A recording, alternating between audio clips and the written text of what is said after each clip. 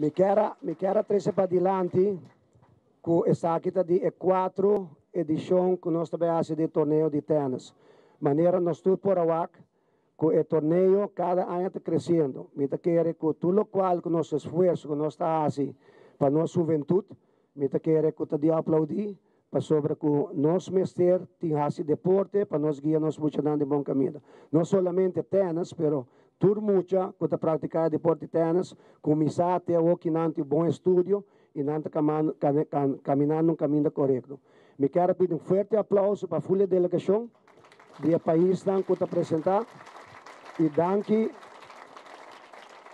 danke nature maior foralmente sunan de Aruba e sunan de Afo, quase via para Aruba e para sostener o torneio que está dito de 4 edições. Me quero aplaudir a iniciativa de Eddie Ras com o Eagle International Tennis Club para o torneio aqui. De 4 viagens está organizado o torneio, então me está tour año com o participante e o público está aumentar.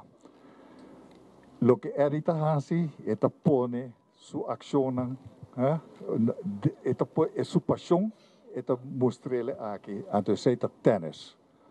Me espera que tudo muito não, logo bonito torneio aqui na Aruba, que não combatir outro, na máximo esforço, então que é melhor gana.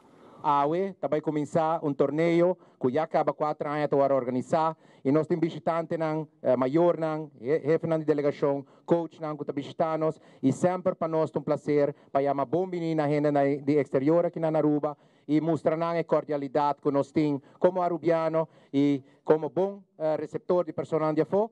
Me quero pedir aplauso grande para toda a delegação de Afo que Awe está na Aruba para o torneio importante aqui.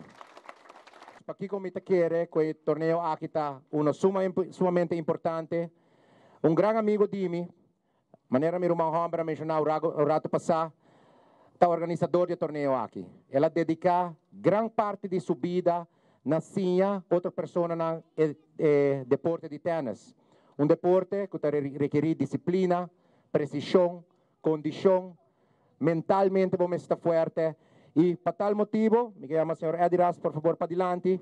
Me quero pedir aplauso grande, aplauso para uma pessoa que a dedicar sua vida completa, não somente sim, nos jovens, mas também adultos, que quizás não toda hora por bem less, pero Eddie sempre te queda com a dedicação de amor para o deporte. Me não te quer Eddie tem tênis de seu coração, me te quer a forma de Eddie seu coração de tênis ball.